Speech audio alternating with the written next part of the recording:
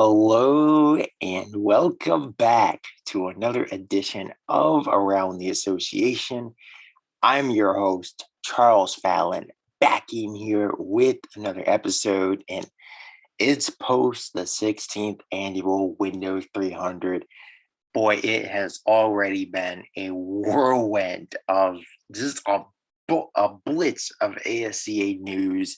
Obviously, the biggest race of the season just wrapped up, the biggest race weekend of the season just wrapped up. We'll talk all about the 60th annual Windows 300 on Sunday night. Obviously, big race. Brynn strikes again. Randle Woods fails to capture a 300. How much does this hurt his Hall of Fame legacy? We also got to talk about the huge news that dropped this morning as well. Taylor Motorsports reveals their full 2027 lineup, and that includes Norm Lester retiring at the end of the season. So it's really the end of an era in the ASCA, basically, with you're losing Randle Woods, he's retiring. You're losing Sean Wood, and he's retiring. And now you're losing Norm Lester as well, announcing his retirement this AM. Going to break all that down later on in the show and then preview the upcoming West Coast swing, starting with Salt Lake this upcoming weekend as we head on into the second half of the 2026 campaign. Hard to believe we're already that far in, but first, we got to shout out the sports from your partners before we get into anything. Circle B Diecast / Plan B Sales. You already know. Use coupon code ASCA. I can confirm now it is going to be reduced shipping, so $5 off on any orders $30 or more. Obviously, some stuff going on in the world right now, so apologies that the code has been changed from what it originally was, but you can still get reduced shipping. If you want to cop any Brynn Rennerd replica diecast, Windows 300 winner, championship contender, you want to cop any of his replica diecasts, you can head on over to Circle B Diecast / Plan B Sales. And then the ASCA's merch shop as well. We actually don't have any Brynn Rennerd gear, which is shocking for the $39 million man, but we do have points leader Brain Bennett gear. We still have Randle Woods gear as well. And we'll see if there's going to be any more Luster retirement gear in the works, but click that link in bio and use code season 12 to save 30% on checkout to cop your favorite superstars gear. So shout out Circle B Diecast / Plan B Sales. Shout out the ASC's merch shop. And without further ado, let's get into it. Got to break down the 16th annual Windows 300 and Big Race Brynn, as they call him. This is why they call him Big Race Brynn. Man, that is now 5 crown jewel victories out of his 10 wins, which I believe is the 14th driver to reach double digits at the cup level. Out of his 10 wins, 5 have been in crown jewel races. You've obviously got the 2 Northern 200s. You've got the Ajax 200.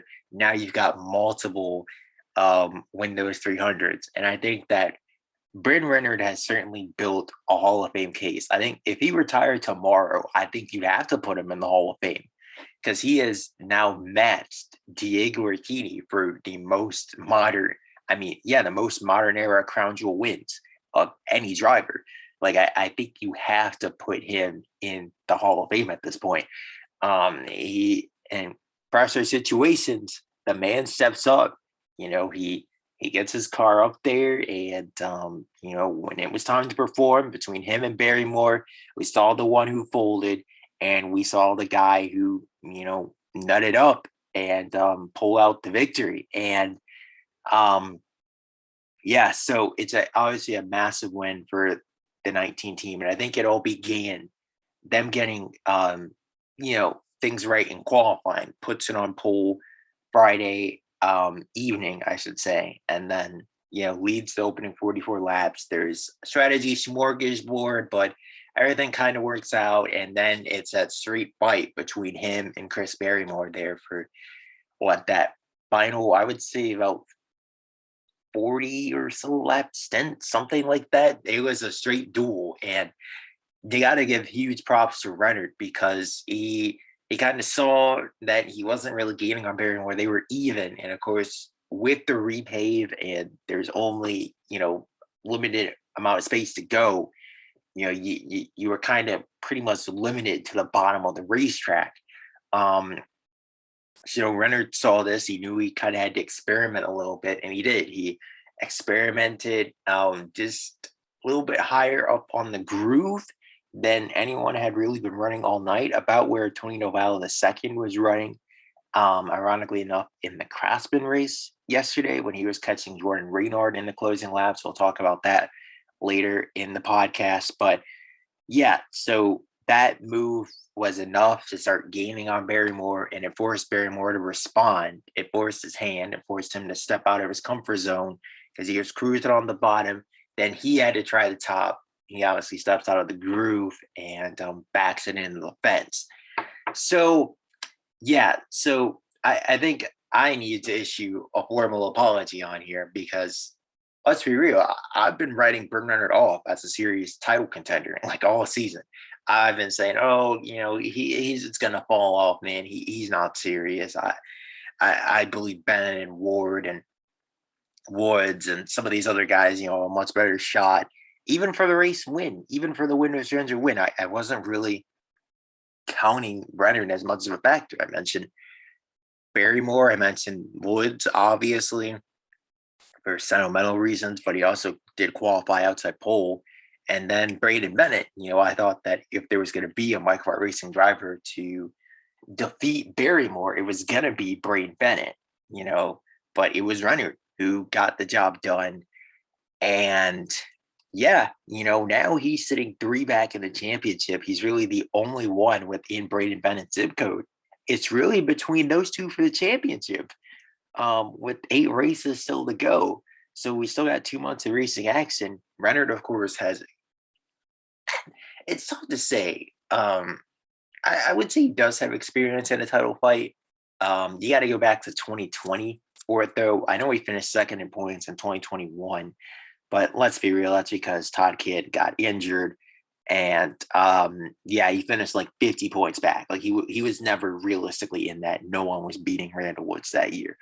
That was his career best year, but 2020 was probably his best shot overall at a championship, and he just completely collapsed the final 4 races. Fell from from title contention like 8th in points at the end of the year. Now this is going to be his big opportunity at redemption here.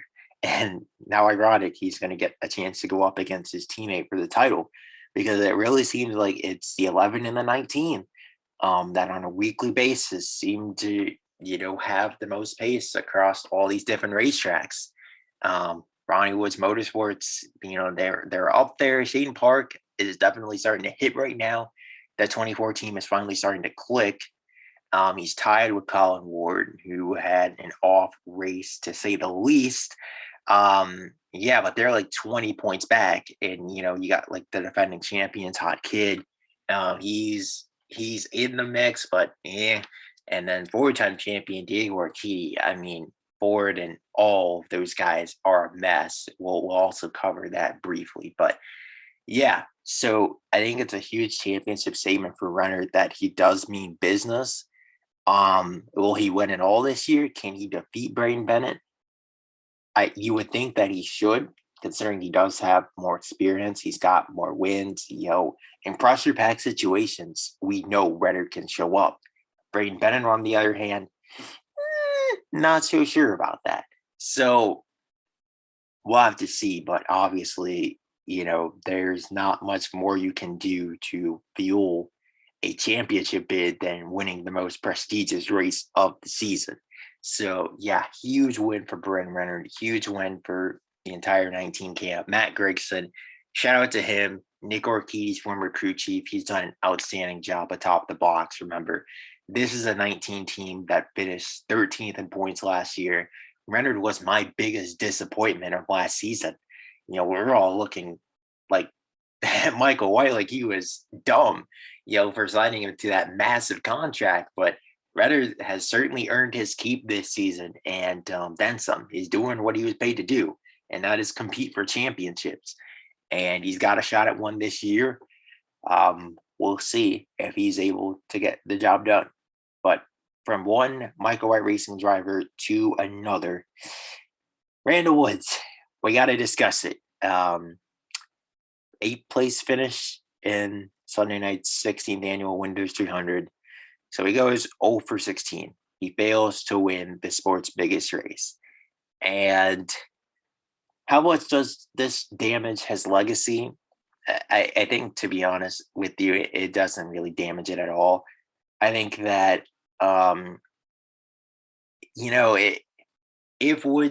if this was like, let's say, a Dan Rogers, where he hadn't won a championship and he's, he has 14 wins, which is obviously great. But if it was like where Woods had not won a championship and hadn't won, all these crown jewel races, not just one championship, but two, 26 wins. Like Woods was going to be a first ballot Hall of Famer with or without the 300 win. And I don't think that going winless in the sport's biggest race changes that. And that's just a testament to how incredible of a driver Woods is and was, during his prime, and how much of a legend he is in the sport, that he can fail to win the sport's biggest race and absolutely nobody is questioning his talent, his accolades, his legacy. Like he's still easily a first ballot Hall of Famer, even with or without a Windows 300 victory. So to be honest with you, I don't think it damages his legacy much at all. To be honest, it's obviously tough that he failed to win the sport's biggest race, and I think that he's probably going to be more hurt about it than the media or fans ever will be. Because this is at his home track. Grew up racing here, watching races here, Computer Motor Speedway, and to not win sport's biggest and most historic race after trying it 16 times. I mean, you heard his dejection over the radio. It's heartbreaking. It really is. And you hate to see Woods go out without one. I honestly would like to see him come back and try to attempt this race a couple more times. I know it probably won't happen, but he really deserves one, man. And it's just a shame that he wasn't able to get it done. Car just he did an incredible job of qualifying to put it outside pole, but you could tell very early on that was not a car that was capable of winning. And they tried to make some adjustments. They thought about gambling on fuel there towards the end, but obviously David Jaquez talked his driver out of it. And it's tough for Woods. The winless drought continues, but hey, at the end of the day, this is a guy that's still top 100 points. Like, he's got a shot at the championship still. So at 38 years of age, like, he's still having an outstanding farewell season compared to, guys like even a Nick Warkidi or Jimmy Hood, some of these other guys, even a Dan Rogers at his age, a Norm Lester, so certainly tough. You hate to see Woods go out like this, but how much does it damage his legacy? I don't think it affects it much at all, to be honest with you. Now, on the other hand, Sunday night, I think definitely did damage Chris Barrymore's ASCA legacy, and once again fueling the perception that this $56 million contract, being the highest paid driver in the sport, I don't know, man. That's a tough one. And, when you are the highest paid driver in the sport, you are expected to perform at the level of a Diego Urquidy, a Todd Kidd, or at least a Brynn Rennerd, where you show up in clutch situations time and time again. Or, a Breen Bennett, you're expecting to be competing for championships and race wins. And Barrymore obviously is well outside of championship contention. I think after that race, his title bit's done. It's wraps for the 5 team. They might as well just prep for 2027. Like, it's over. But just for the race wins part, I mean, it's again a pressure situation, and unlike Rennerd, Barrymore tends to fold in these spots, and uh, it's a tough deal. You know, kind of analyzing what happened there. Obviously, we talked about it briefly earlier. He got forced outside of his comfort zone. Rennerd started experimenting up high. Barrymore knew he had to mirror drive. He had to cover off Rennerd and Bach and make sure he maintained the clear air. And I don't think he had really been up there much towards the high side, which is interesting because normally he's always the one that's pushing the limit and searching for those different lanes. But Sunday night, he had a car that was good enough, dominant enough to not have to do that. And CJ Barrymore Racing, it was always equipment that was the excuse. Like, oh, he's having to push the car beyond its limits to be up there and compete. And this kind of stuff is acceptable when you're 20 years old. Back in 2018, competing against your Windows 200 winning teammate for victory in the sport's biggest race. But now you're 28 years old. You're on a $56 million contract. You've got all these questions surrounding you. You've underperformed to start the season, and you have an opportunity to turn all that around and really put those narratives to bed, make all of those people that doubted you look kind of dumb. And he blew it. He blew it. And there's really not much more you can say other than that. It's just, again, similarly to Woods, I think Barrymore knows it more than anyone that was probably his best chance to win the sport's biggest race, and he just could not get the job done. And for CJ Barrymore Racing, that might be okay, but for Ronnie Woods Motorsports, that's unacceptable. It really is. And just that one really, I think it's really going to make those narratives surrounding Barrymore this year that he doesn't deserve that contract. That was a horrible signing. I think it's really going to make those stick. And also for Ronnie Woods Motorsports, we're going to talk about this more as the weeks roll on, especially once we get to the off season. But they're kind of put in a pickle by this contract because both Shane Park and Colin Ward have their deals up at the end of 2027. These are two guys within the top 5 in points right now. You could argue the two best young talents in the sport, at least 2 of the 3 best young talents in the sport, right up there with Brayden Bennett. Those guys want to get paid. Brayden Bennett is obviously locked down through 2028, but Park and Ward, their deals are up after next year. They're gonna want Greg Healy money. Both of them probably $16 million a season, or at the bare minimum, they're gonna want kid money, Barrymore money. So Park is making $11 million a year. And then you got Ward making only $5 million a year on a rookie contract. So with that Barrymore deal kind of looming right now, like, can they pay both of these guys because they signed Barrymore to this massive contract? And it's one of those things where they could have gotten Ross Jackson back for cheap and retained all of these young guys. But now, they swung for the fences with Barrymore. It appears to be a miss.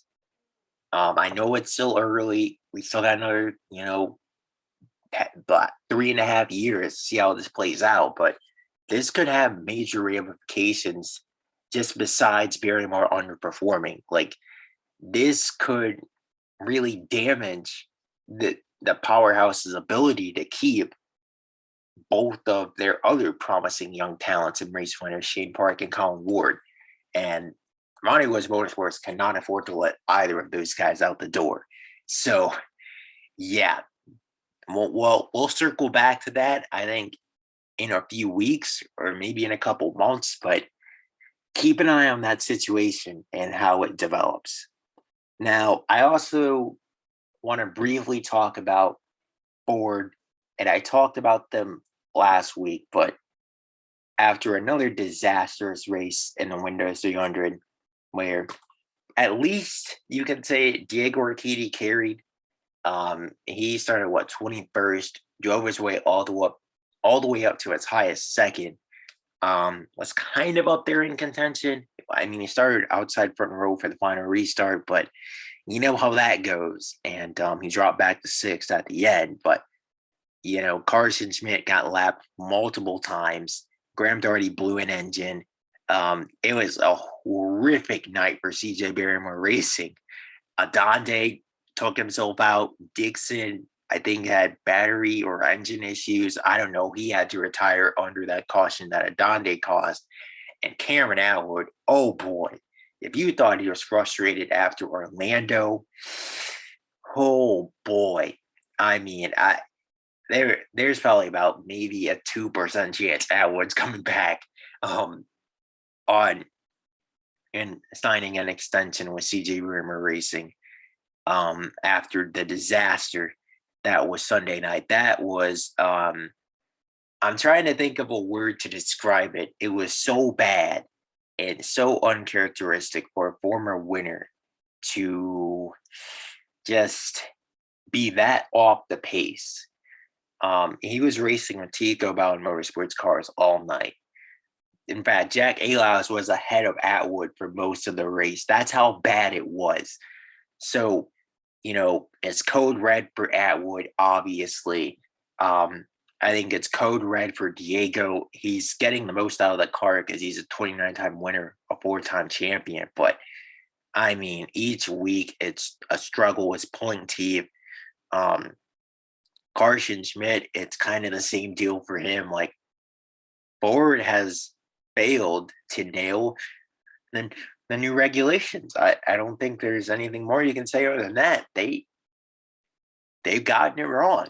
The blue ovals are not fast right now, and they are by far the worst manufacturer. And it's showing in the point standings as well. I think Schmidt's the highest running forward in like 8th. It was Ryan Dixon prior to this week, and that tells you all you need to know. So yeah, it's DEFCON level 5 for Ford right now across the board. Orchidi Rose Racing, CJ Barrymore Racing, Tiga Bowden Motorsports. We already knew they were going to be a disaster, but Doug Bowden season has also just been an abomination as well. Although to Bowden's credit, he's been the fastest Ford in a couple of these races, has just had some awful luck. So he has at least had pace. And I would say the only Ford maybe outperforming expectations, along with Ryan Dixon, I guess you could say. But yeah, it's time for some serious soul searching to be done for the Blue Ovals. And we'll have to see on how this Caden Dunham situation develops as well, because from what we're hearing, there, especially with these struggles, teams want to get him in the Cup Series with how talented he is and to turn this thing around. So we'll have to see on that one. But right now, it's just, man, I don't know. I'm just at a loss for words. It's record log winless drought for Ford in the opening 9 races, still winless, and who knows when they're going to get a win anytime soon, because I can't see them winning Salt Lake. Maybe San Diego. Denver's before that race, actually. I don't know if they're going to win that. Who knows? It's just, man, it's brutal for those guys right now. So, yeah, we'll see if they can get that turned around. But let's talk Craftsman here. We just brought up Caden Dunham, but he was not a factor, even despite winning his maiden pole position, which is shocking.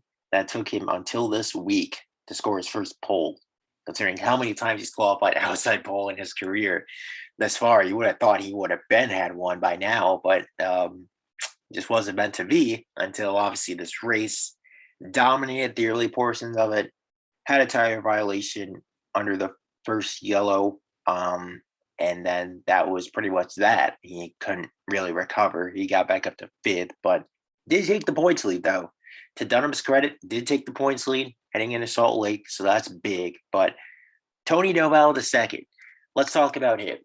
Hard to believe he had not won in a calendar year prior to Saturday afternoon. With how much talk praise we've given him, obviously that news that he'd be replacing Randle Woods prior to the start of this season came out. Toyota's heir apparent.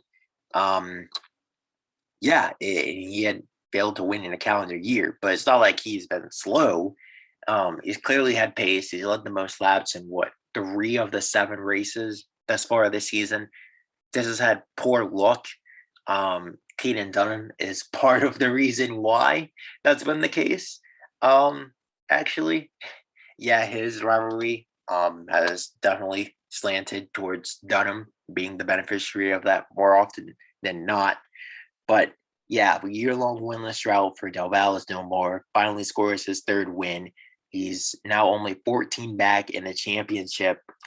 He's definitely back in title contention. I said he needed to win a race to get himself back in the mix, and he did that. So it was a huge victory, and really more so in kind of establishing, hey, I still got that clutch gene. That final restart, very old tires, 40-plus lap old tires, needed to nail it, and he did. Well, unfortunately for Brynn Rennerd, he did not. And tough to see his first win slip away like that. He's had such a miserable rookie season. Entered the race dead last in points. That tells you all you need to know.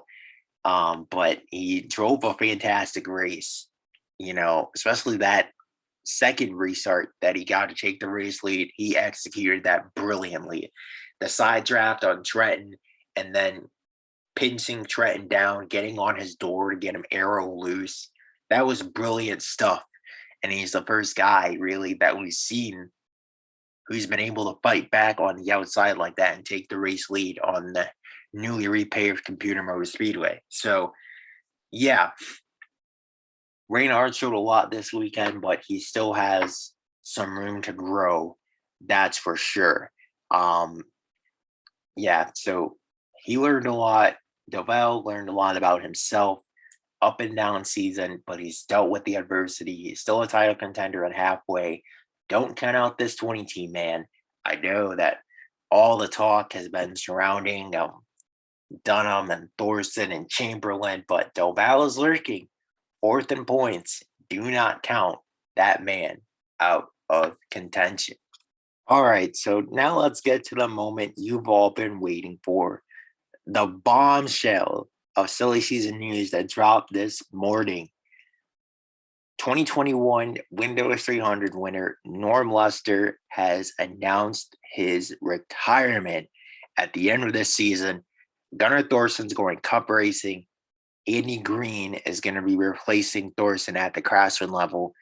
Basically, Taylor Motorsports revealing their full 2027 plans. And I'll start with the elephant in the room. The end of an era. Norm Lester, 39 years old, calling it quits at the end of the campaign. Wow.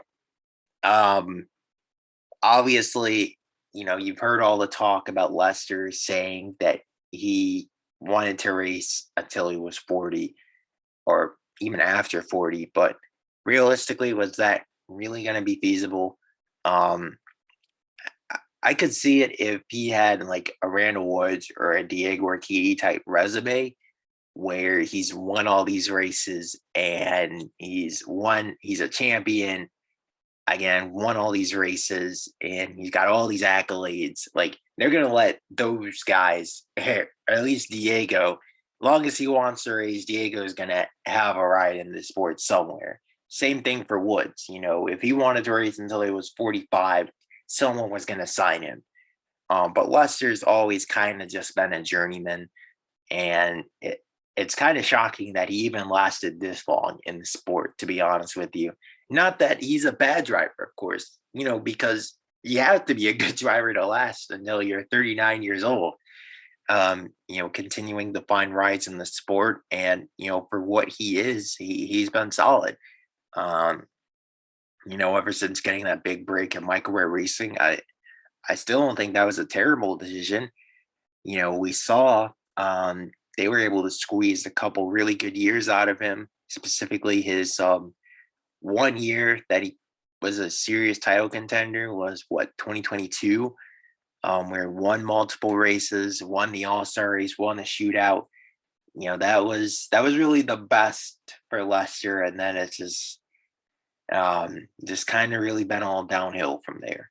Obviously, they declined his team option in 2024. He heads to Taylor Motorsports to be Gunnar Thorson's mentor, but Thorson is obviously ready for Cup now. So I think the decision was rather obvious that Leicester was going to be replaced.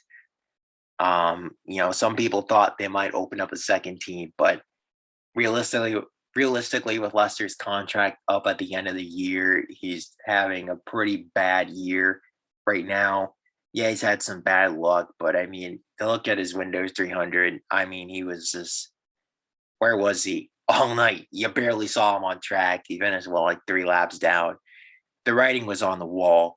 And Lester also had some family issues he mentioned he needed to take care of. His kids are getting older. It made sense, man. It was time. And I know people floated his name around to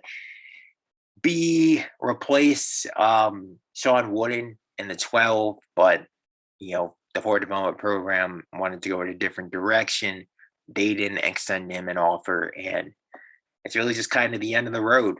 And like I said, Lester, I think the longevity is the most impressive part of his career more than any of his accolades. Obviously, the Windows 300 is huge. And you can say, oh, that's a Mickey win. That should have been Randle Woods' 300. Hey, a win is a win.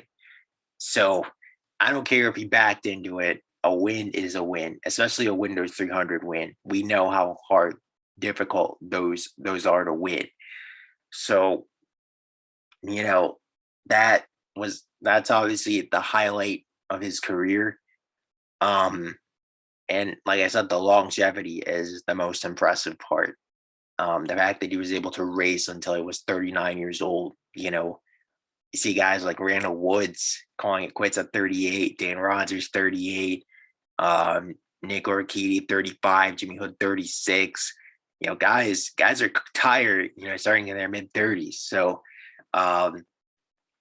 lasting that long in a sport that's increasingly each year turning to youth more and more and getting younger and younger. And we're seeing, 23-year-olds being called grandpas these days.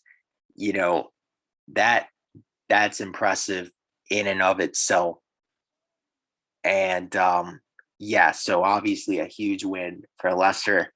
I apologize so you can hear that. There's some stuff going on outside where I'm recording this. So hopefully that doesn't make its way onto the airwaves. But for Gunnar Thorson, no-brainer decision to move him up to Cup.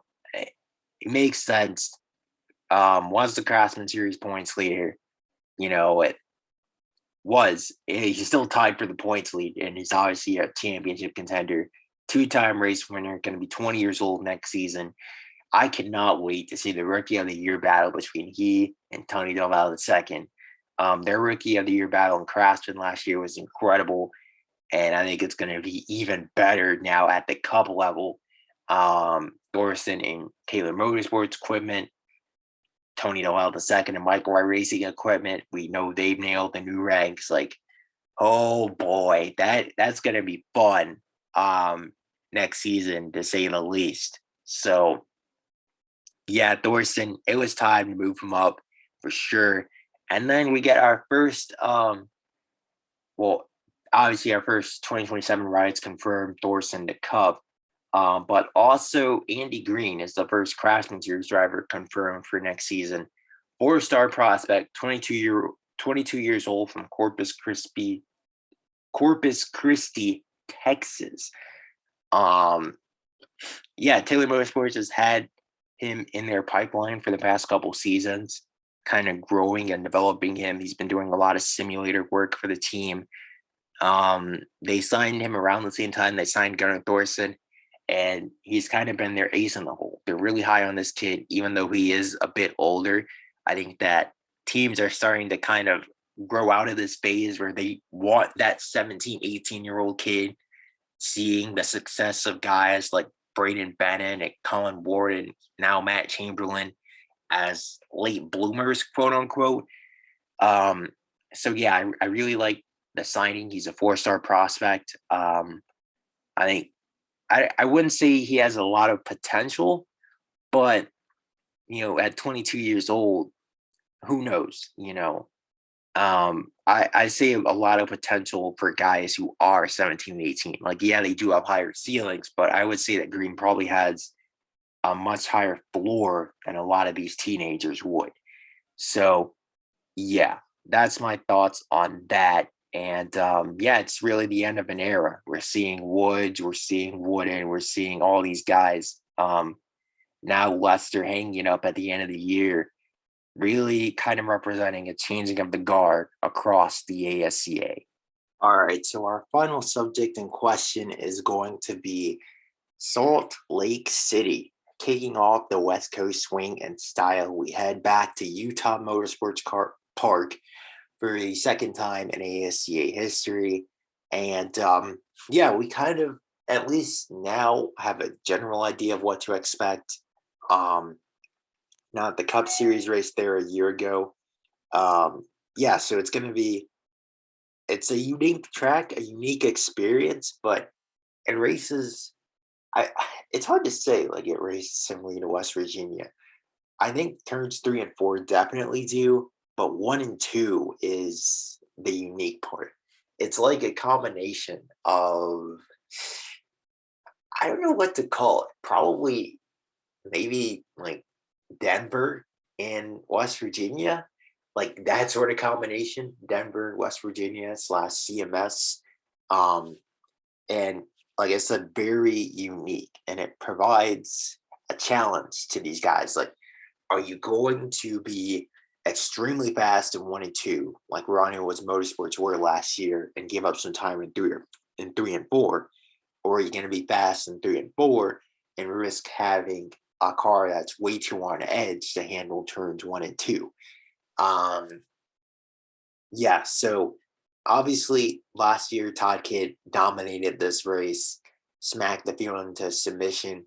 Ronnie Woods Motorsports were the class of the field all weekend, for that matter, because Shane Park put it on pole and just spat on pit